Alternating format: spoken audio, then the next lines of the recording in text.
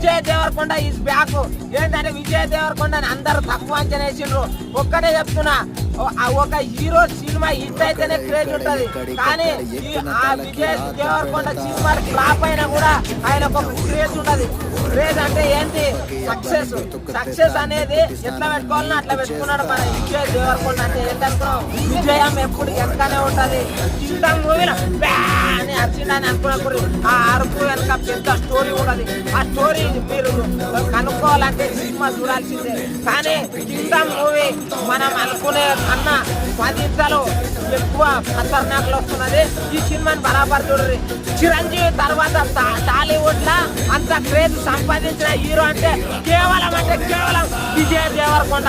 విజయ్ దేవరకొండని ఒక్కడం ఎవ్వరు వల్ల కాదు. కావాలని చెప్పి అవి ఇవి అని చెప్పి ఆయన ట్రోల్ చేస్తున్నారు. ట్రోల్ చేసే ట్రోల్స్ నా కొడుకులాలా ఒక్కటి చెప్తున్నా, బరాబర్ విజయ్ దేవరకొండ